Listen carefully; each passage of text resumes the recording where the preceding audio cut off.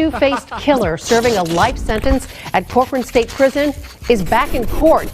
He's accused of beheading his cellmate. The prosecutor is now trying to make sure that Jaime Osuna never kills again. Crime scene stories, where mysteries never die. Welcome to Crime Scene Stories, the channel where the darkest tales come to life.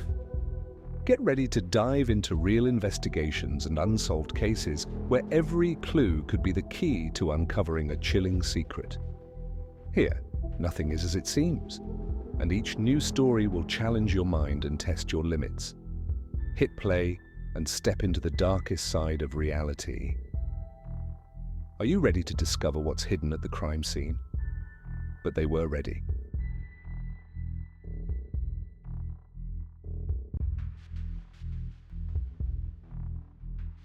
Jaime Osuna's possible mental issues are currently preventing decisions in a legal case against him. Today, we delve deeper into the factors that could explain why the man of 1,000 faces has an insatiable desire to kill. The confessed murderer, Jaime Osuna, stated in a 2017 interview, "I have no sympathy, I am sadistic, I really don't care, I will do it again, again, and again." Jaime Osuna has expressed that he has no empathy for other human beings, that he is sadistic, and that he truly does not care. He would kill again and again.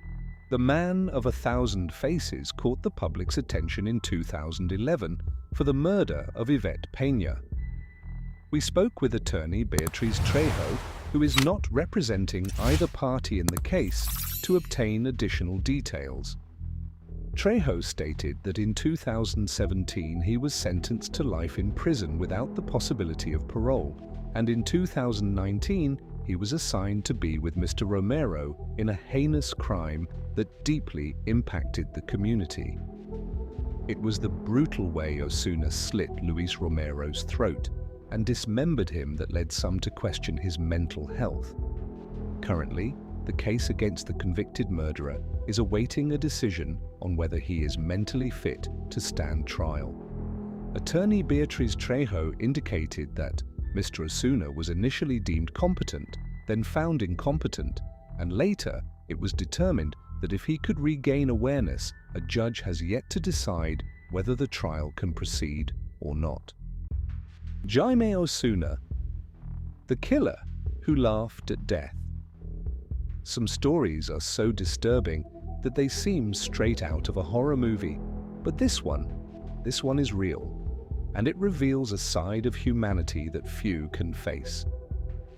Today, you're going to hear the story of Jaime Osuna, one of the most cold-blooded and sadistic killers in the United States. Jaime Osuna is not just a murderer. He is the kind of person who takes pleasure in pain. He tortures, he mutilates, and most terrifying of all, he laughs at death. To understand how it all began, we have to go back in time. Jaime Osuna was born in 1988 in California, into a home marked by violence and abuse. His stepfather was cruel. His childhood was filled with trauma, and from an early age he learned that the world was a merciless place. Children grow up in different ways. Some try to escape pain, others become part of it. Jaime chose the second option. As a teenager, he joined gangs and began engaging in crimes, robbery, threats, assaults. But none of it was enough for him. He wanted something darker. In 2011, Jaime Osuna crossed the line. He became a killer. His victim? Yvette Peña, a 37-year-old woman. That night, he entered the motel room where she was staying. But he didn't just want to kill her. He wanted to do it in the most brutal way possible. Sound of muffled screams, flashes of a blade cutting into flesh. Jaime tied Yvette up. He tortured her for hours, slashes, blows, mutilation, and when he finally decided to finish, he murdered her in the most gruesome manner imaginable. The next morning, the police found the body. The crime scene was so horrific that even the most experienced investigators couldn't hide their shock. But Jaime, he showed no remorse. In fact, he smiled. In 2017, he went to trial, and any other person in his situation would try to show regret. But Jaime, he mocked everything. He laughed at the victims' families' pain.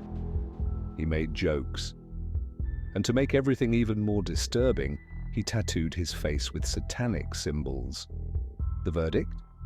Life in prison. But the story doesn't end here, because in prison, Jaime Osuna committed an even more horrifying crime.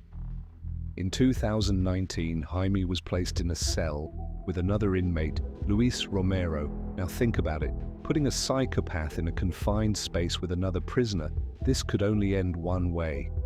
And so it did. During the night, Jaime attacked. But he didn't just kill Romero, he tortured him, he cut him open, removed parts of his body, and finally, he decapitated him. And the most chilling detail? The guards only discovered it the next morning. When they opened the cell, they found a real-life horror movie scene. And Jaime, he was sitting there, smiling. After this brutal crime, Jaime was placed in solitary confinement. Today, he is completely isolated from the world. But the most frightening part, he has never shown remorse, he has never apologized, and he has never stopped smiling. Jaime Osuna is a reminder that evil exists, not in movies, not in fiction, but in the real world. Now I ask you, is evil something a person is born with, or is it something they become? If this story shocked you, share it with 3 people and follow for more content like this.